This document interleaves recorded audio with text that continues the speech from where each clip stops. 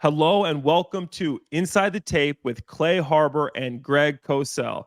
I'm former Eagles tight end Clay Harbor, and I'm excited to be joined by Greg Cosell as we bring you our new podcast on Inside the Birds. We're excited to be working with Jeff Mosher and Adam Kaplan to be a part of the Inside the Birds family all season long. Inside the Tape will be available on all of Inside the Birds podcast and dropping on its YouTube platform.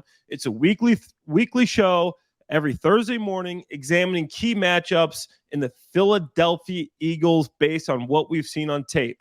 Greg, are you ready?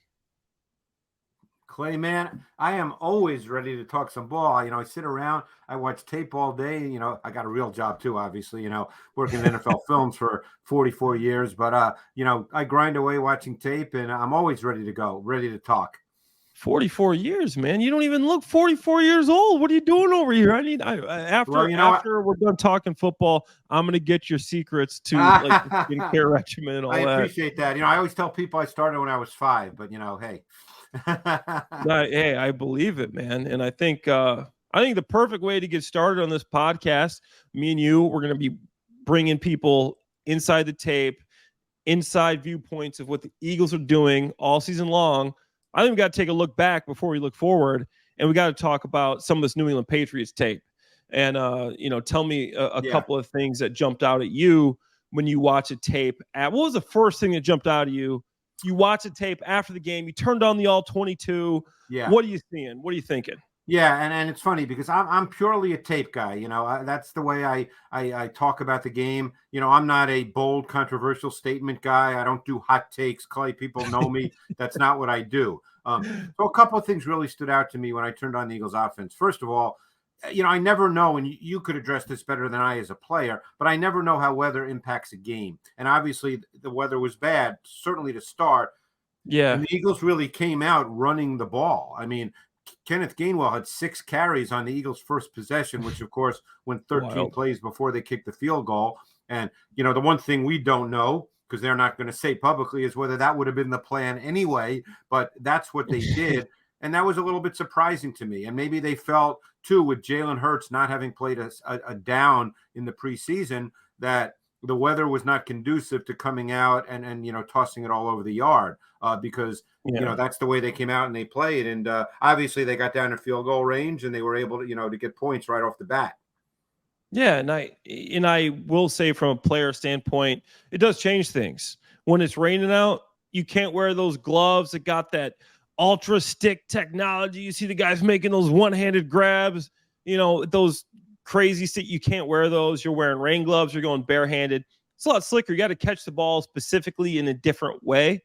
Makes it harder. The great receivers can still do it, but I think some of the young guys, maybe guys that aren't experienced playing in those games, playing in the NFL with a different ball, maybe can't. I think the Eagles still, with obviously the high level receivers they got, still could toss the ball around. So I was a little bit surprised there. But along with you, I thought the same thing. They came out running the ball, but for me, going into the season, I thought my biggest issue with Rashad Penny was I didn't think he was going to stay healthy. Yeah. Okay. If he was healthy, I thought he was going to get some carries and was going to help this team win. I know you're not a hot take guy, but were you surprised at all to see Rashad Penny in the inactive list even before the game started? Yeah, it was. I mean, I didn't think that he looked really good in the preseason because Penny, when healthy, you go back 2 years ago when the last 6 or 7 games, and I think he led the NFL in rushing over the last 6 or 7 games, and he was a big back who was explosive. He had a lot of long runs, and he's done that throughout his career when he's been able to play. Now, again, it comes down to how much stock you put in preseason, but I'm just talking about the individual, not about any schemes or tactics. Yeah. But I didn't think he looked very quick or juicy in the preseason. I thought he looked a little slow and plodding relative to what I'd seen in the past on his tape.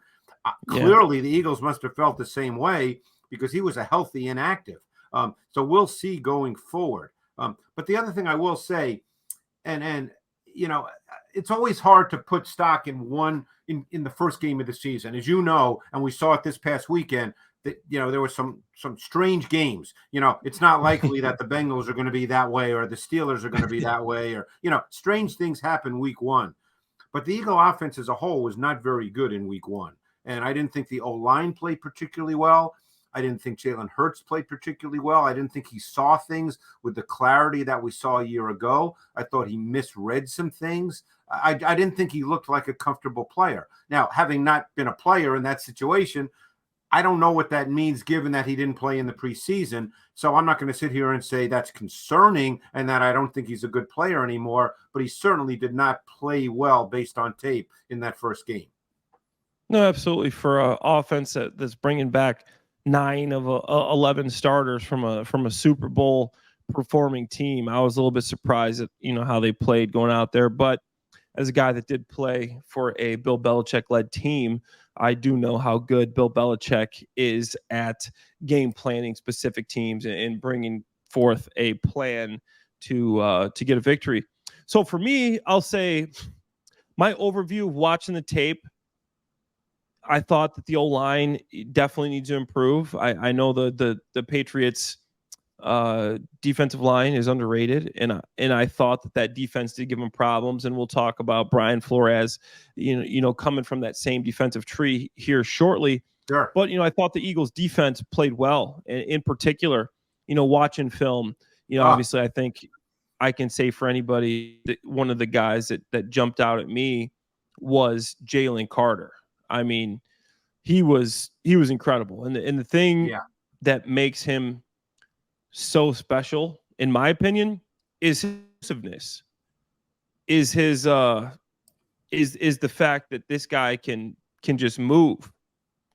He reminds me a little bit of, I don't know if you remember a guy named JJ Watt. He's a guy that he's a guy. Yeah, he's a guy that had that Allen Iverson crossover. He had the wiggle. He's a guy that can get out of his lane and can get back in it. He can hit you with the swim move. He's not giving up his gap presence, but he can get back into a play in one-on-one pass rush situations. Sometimes these interior pass, they're just bull rush guys. These interior offensive linemen, that's typically what they have to deal with. Jalen Carter can do both. He can bull rush, and he can give you that elusive wiggle, get around you, quick type rush, and that's what makes him so special. He's so quick and so fast. And did you see the same thing from Jalen Carter when you were watching the tape? Clay, it's funny. People always ask me because they know that I watch a ton of college tape for the draft as well. I probably watch 250 guys every year in detail preparing for the NFL draft. So, I've been asked about Carter a lot going back, to the draft. And people always ask me, well, who's your comp? You mentioned J.J. Watt. And I started to think, okay, given the fact that he's exactly what you said, he's powerful, yet he's quick. And he has great short area explosiveness. He's got great hand strength and body power to play off contact. He kind of reminded me of a combination, and these guys were in the same draft, but they were different players, and you'll remember both guys. He reminded me of a combination of Ndamukong and Gerald McCoy. Because they were different players. McCoy was much more of the true 3 technique, who was a one-gap shooter kind of player, with explosive quickness off the ball, whereas Sue was more of the power player as opposed to the pure quickness player, even though he did have, some confined space quickness. And Carter, to me, is kind of a combination of both. So, and I'm always interested to see a guy who shows traits in college. Does he show those traits early in his career in the NFL? And that usually tells me if he does, he's likely to become a really good player. It's when the guys who have great traits in college come to the league and you don't really see those traits very often. They're kind of working through it. Well, Carter showed those traits right from game one.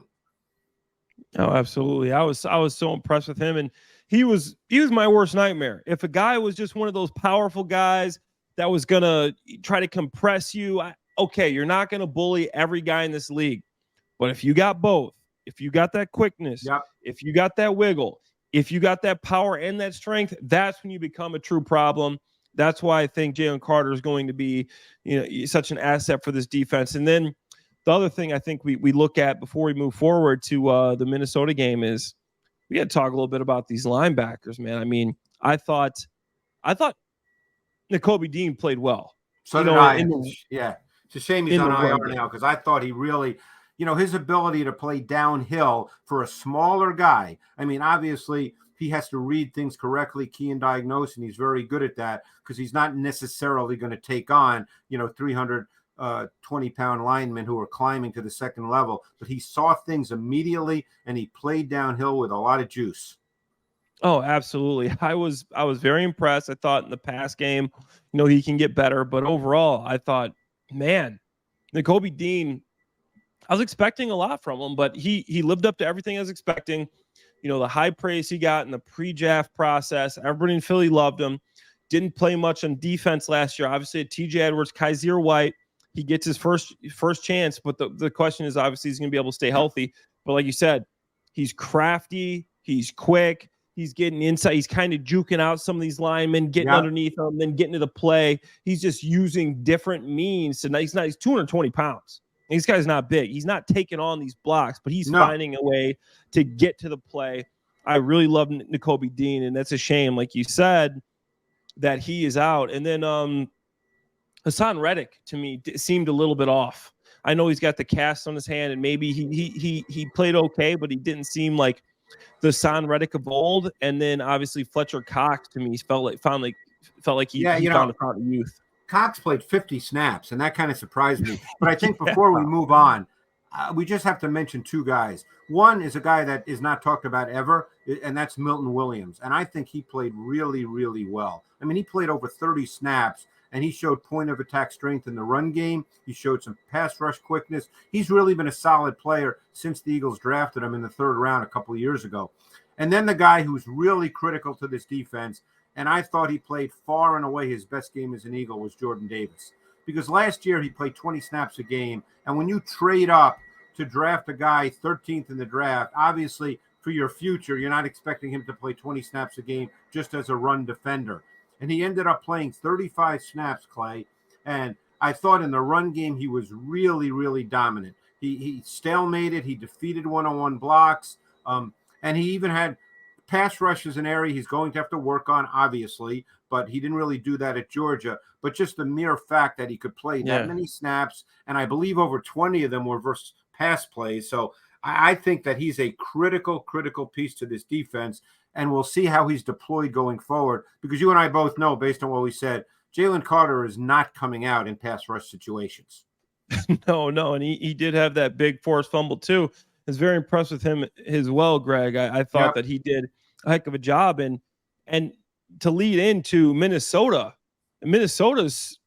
injury report comes out, and their starting center, Garrett Bradbury, might not be playing Thursday against the Eagles here. So I think the Eagles defensive line, especially interior defensive line, they have a huge advantage inside there. I think Carter, Cox, Williams have a field day. What do you think about this interior matchup from the Vikings offensive line versus the Eagles defensive line? And it's funny you say that, because I actually thought Bradbury in a pretty good O-line was the weak link anyway, and now you're going to get his backup. Ed Ingram is the right guard. He was a rookie a year ago, and he had ups and downs. He was an LSU kid. So this is where the Eagles have to win. They have to win in the trenches on that side of the ball. We know Kevin O'Connell, the head coach and essentially OC for the Vikings.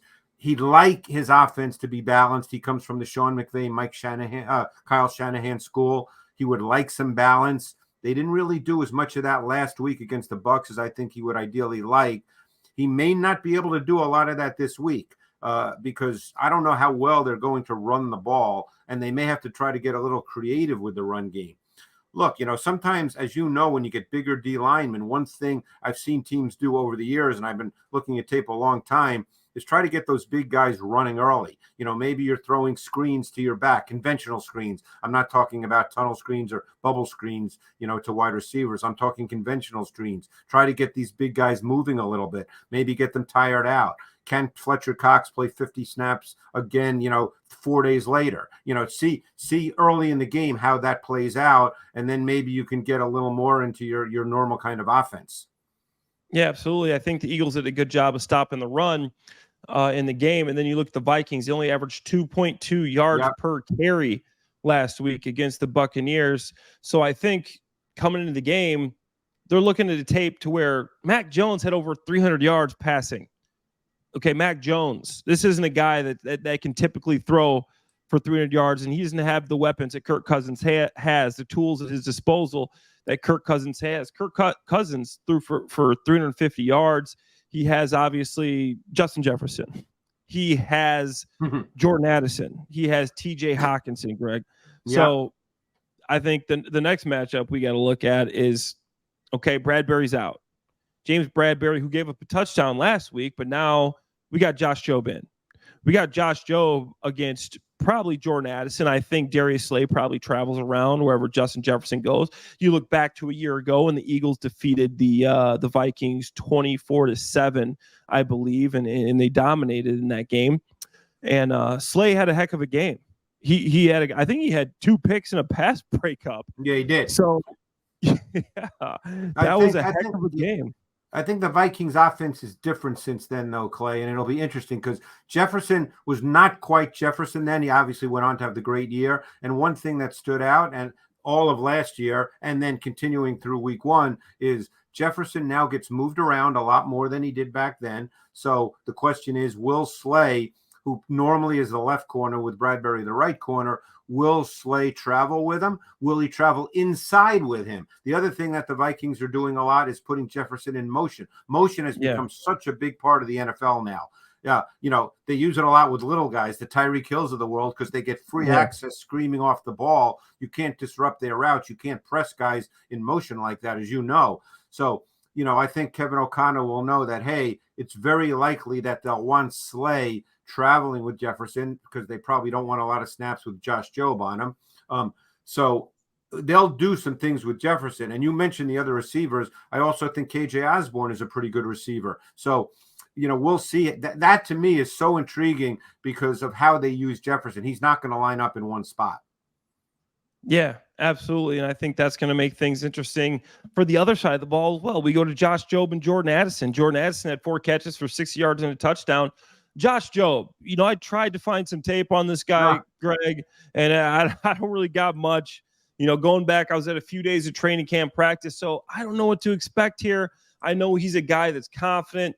He's a guy that's he's a special teamer, but I don't know what to expect from him. You got any idea what you're going to see from Josh Jobe here? Well, I know what kind of player he is because I did him coming out of Alabama. I actually watched his 2020 tape. Oh, this is why we love having Greg Cosell here. He's got him from Alabama. He knows what we're looking at. I mean, I saw him in 2021 in a number of games. He's sturdily built, but he's not necessarily big. Like he's not a 6'1" or 6'2" corner, but he's big. I would say that he was probably worthy of being drafted, but the reason that he was probably not thought of as a high-level prospect, and I'm just talking about football. I don't know about any of the off-the-field stuff. I know people have talked about that. I try not to talk about things I don't know about, but watching his tape, I think one thing that prevented him from being seen as a higher-level guy is he kind of lacks the suddenness and twitch that separates high-level corner prospects. He's not that guy, but he's very competitive. He's very physical. He played, as you know, at Alabama, a lot of press man because that's what they play. So he can do that. And I think, look, obviously I'm sure they don't want him matching up many, many snaps to Justin Jefferson on the outside. And that probably won't happen. But I think that he's a solid guy who I think if given an opportunity can probably be a quality NFL corner. But this is game 1 for him. He didn't really play last year. So we'll see. But he's got a really sturdy looking frame and he plays physically and competitively. That's his playing personality. I like that, man. That makes me feel a little bit more comfortable knowing that at least somebody's seen some from him. Because back in college, I've known of him, but didn't know much. I'm looking for film. He didn't play much for the Birds last year. Looking this year, not much tape. So that's good to hear. All right. Yeah, no, I watched, I think I'm looking at my notes here. In total, in 2 years, I watched 10 games of Josh Jobe. So I've seen a good amount of him in Alabama. So you're comfortable that he's going to be able to hold his own? Again, you know how it is, Clay. When you transition, I mean, no matter where you play college ball, we know the SEC is the best conference, so he obviously had great competition. But it's still different. You know that it's just different. So I'm not going to sit here and say that, man, he's going to be great on Thursday night. But I think that his background tells you that he's got a pretty good chance of holding his own. I like it. So then moving forward. Last week, Hunter Henry had 5 catches, touchdown. Had a pretty nice game for the Patriots. And this year, I think you got even a better tight end coming into town, and that's T.J. Hockenson. And I think I don't know if he's worth all that money he got, but he's worth close to. And as a tight end, I'm a little bit worried about these matchups because at linebacker we got Christian Ellis and Zach Cunningham. Maybe Nick Morrow comes up with Nakobe Dean being moved to IR and at least being out for 4 weeks. So that being said, Justin Evans, I like Reed Blankenship, but doesn't look like even Reed's going to play. Yeah, I know. So you're probably going to get Edmonds and Evans. So, which raises a couple of questions. Hockenson is one of those tight ends that can detach from the formation. He's not just an attached player next to the tackle. He almost has, to some degree, big wide receiver movement. So, the question, if the Eagles have to play Jobe, which they will, and if they have to play Edmonds, who's not really a coverage safety, then, is this where you see a lot more zone? And again, I don't want people to think when you say zone that means they're going to play one zone. Obviously there's many ways to play zone, and there's many ways to disguise it and get to it with late movement and show different things. But I'm not sure that they can truly match up and play meaningful snaps of man. Everybody plays man to some degree, but my sense is this wouldn't be a big, pure man-to-man game for the Eagles defense. Yeah, absolutely. Especially with those linebackers being hurt, safeties being hurt. I think this is kind of a trap game for the Birds here. Hopefully they can, they can spoil the trap. And you look at a Vikings defense. No, it's really important in this game. Yeah. And last week they had a heck of a showing against a couple of good receivers. I mean, Mike Evans is a top 10. Yeah, I'd say. Sure. Yeah. Chris Godwin, top 15. So you got 2 good receivers, just like the Eagles. You got a solid tight end, just like the Eagles. And they didn't give up much. I think Brian Flores really showed some impressive things with how he was able to, stifle the Buccaneers defense here. So what did you see from the Vikings defense that was able to help them against the Bucks, and what do you foresee going forward with Brian Flores? Is he, he's a guy that's got the 3-4 base, but he's been known to kind of change up his defense per game plan. He can get into some 4-3 sets. He can do a lot of zero blitz. So what do you think he's thinking versus Eagles? Well, just so people understand, if they're looking back to last year, week 2, this is a defense. This is a 180-degree turn from what the Eagles faced last year with Ed Donatel. Now you're dealing with Brian Flores, who he probably won't do the same things he did against the Bucks. Obviously, he's playing a different offense. But I think the key point with Brian Flores are 2 things. Number one, what you see before the snap of the ball is not what you're going to see after the ball is snapped. That's number one.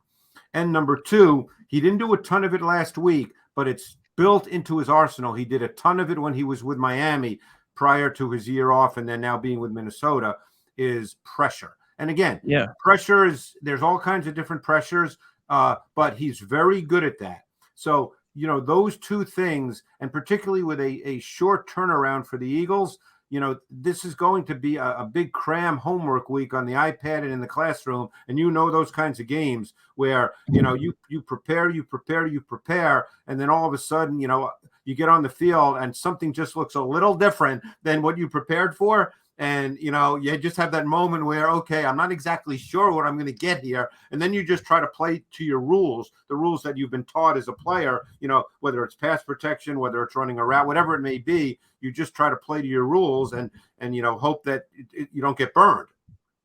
Yeah, absolutely. I played with, going back to my New England days again, Brian Flores was on the defensive staff there, and going against him in practice and training camp, and obviously he was under Matt Patricia, but he goes back to the you could look at obviously the Bill Belichick, Matt Patricia. Yeah. He's got a lot of tricks up his sleeve. This guy knows defensive football, and he didn't have a great year the last time with Minnesota, but I think this guy is one of the better defensive minds that we can see. Like you said, he can bring pressure. He likes to bring zero blitz. He's a gambler. He's a guy that can move around. He can switch up different defensive fronts depending on who he sees. And I think he's got some guys up front that will pose a threat. I think Danielle Hunter is a guy that's really impressed me. I think he doesn't get as much recognition as he should. I think Danielle Hunter is a guy that, in my opinion, he's a top 15, edge rusher. Yeah. And you see him with double-digit sacks for a reason. How do you think he's going to match up, probably going against Lane Johnson for most of the game, because he stays over there on that side of the ball. And Lane Lane's usually just a rock, unmovable. But last week, Lane didn't look like the Lane of no, he didn't. And I was so surprised by that, because normally, I've been obviously watching Eagles tape for years, and normally, he just shuts guys down, and, it's just ridiculous. The guy never gets beat. And last week, he had some bad reps, as did a bunch of the offensive linemen, by the way. But talking more about the Vikings D, you mentioned Hunter, really good player, but they've got a lot of length and athleticism on that front. DJ Wanham, another guy. I remember him at South Carolina, another 6'4", 6'5" guy with length. Patrick Jones, second year out of Pittsburgh, another guy who's 6'4", 6'5", and they move these guys around. Patrick Jones played inside quite a few snaps last week against the Bucs. So they played a ton of what I call big nickel, where they played with three safeties as opposed to three corners, depending on the personnel package that the offense showed. But you made a great point. That's the kind of thing he could have done, Flores, that is last week against the Bucs, and you may not see that against the Eagles. You just don't know. So, that's the thing about Brian Flores with that Bill Belichick background, which you obviously know better than I do, having played for him. But you just never know with a Brian Flores exactly what you're going to get. And you also know that teams, when the schedule comes out, everybody in the building works hard for about the first 3-4 games on the schedule. So they've done a deep dive on the Eagles. The Eagles have done a deep dive on the Vikings. It's one of those games where there's going to be a lot that's known, but there's always things that are unknown. Yeah, absolutely. I 100% agree with you there. I think the Eagles offensive line, I think they're going to have a bounce back performance this week. Yeah. I think so will Jalen Hurts. And the other aspect to that, if Jalen Hurts can have a bounce back performance, is how are these receivers going to do against these defensive backs? And I thought that the Vikings did a pretty good job. They only gave up 117 yards to Curtis Godwin and Mike Evans last week. How are the Eagles going to do against these defensive backs? And I think that's a key matchup that you've hit, because they started Evans, the second-year player, at right corner. They started Byron Murphy at left corner. This is in their base. This is when they were in their 3-4 or 5-2, as I normally call it. But then when they went to this was in their base and their nickel. When they went to dime, they brought Murphy inside to slot corner, where he's actually very, very good. And they brought a rookie from USC named Blackman out at outside corner. And he's a kid whose tape I really liked at USC. And I was so happy to see him drafted in the third round, because I really liked him. But again, you're dealing with young corners. Other than Murphy, Evans is in his second year. Blackman is a rookie. And we know about Brown and Smith for the Eagles. I think maybe I'm in the minority, but I think Devontae Smith is really, really good in similarly to Jefferson, Clay, in the fact that they can cut sharply without having to shorten or slow their stride. And I think that's a rare trait. Oh yeah, these guys are special, man. I remember going out to training camp, this offseason and really checking them out. These guys are all business, and this just their route running is incredible. And I know when I was playing with the Birds, we had Deshaun and Macklin and obviously Jason Avant, who's on is a part of Inside the Birds as well. And we had some good receivers, man. But I'm telling you, these guys are as good as any receivers I've seen. Wear that Eagles green. It's pretty incredible what they've been able to do. So we've basically covered all the fronts. We've covered our key matchups. We've talked about everything. What are your thoughts? Are the Eagles going to win this game, or are the Vikings going to win? This is a battle of two teams. The Vikings had 13 wins last year. Okay, this is a team that made the playoffs, 13 wins. Obviously, everybody remembers that because the Vikings were actually outscored last year. They were actually outgained last year, but they still had 13 wins. But they were a playoff team with 13 wins. Obviously, we know the Eagles as well. Who wins this game? Eagles didn't play well. Vikings didn't play well. I'm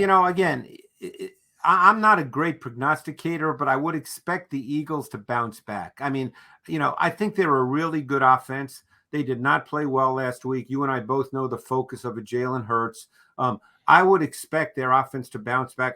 You mentioned Penny. He's going to play this week because Gainwell may not go either. So, I think that, their pass game, they're definitely going to test that Vikings secondary, like I said, with a second-year guy in Evans, try to get him in dime, which would be, long yardage. But when they bring in the rookie, I think that that's an area that the Eagles will feel that they can attack. And, I would expect Jalen Hurts to be much better. I'd expect the O-line to be better. Now, again, if they're not, if it's 2 games in a row, then maybe we have a different discussion when we reconvene next week, Clay. But I would really expect the Eagles to be better on Thursday night, particularly on offense.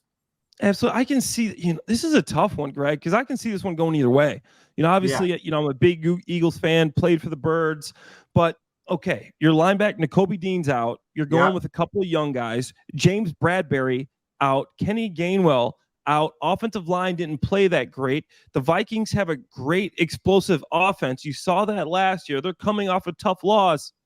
Sounds like a trap game for me, but I'm taking the Eagles just because I expect the offensive line to perform a little bit better. I think Josh Jobe, your scouting report of him, but I think he's going to step up and isn't going to be that big of a drop off from Bradbury. I think Hassan Reddick's going to have a better game, and interior defensive line. I think that's where the Eagles are going to win the game. They can't block Jalen Carter. Yeah, to me, that's where the rubber meets the road in this game. That's where they're going to have to win this game. Not only, but their D-line will have to dominate.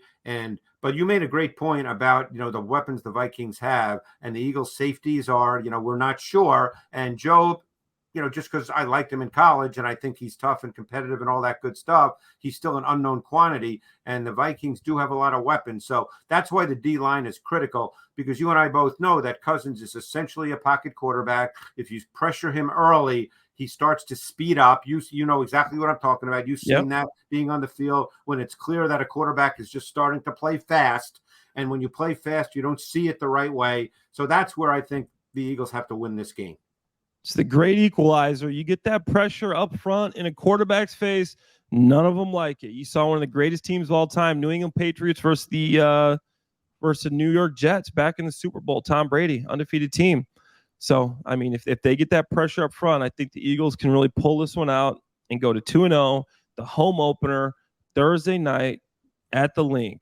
So, appreciate it, Greg. I think that we really hit all the points well here, and we got inside the tape, and I'm looking forward to all year long diving inside the tape, going through the matchups. My man right here, Greg Cosell, the living legend, on Inside the Birds Network. And from both of us, we appreciate you guys being here and look forward to talking to you next week. All right. Loved it.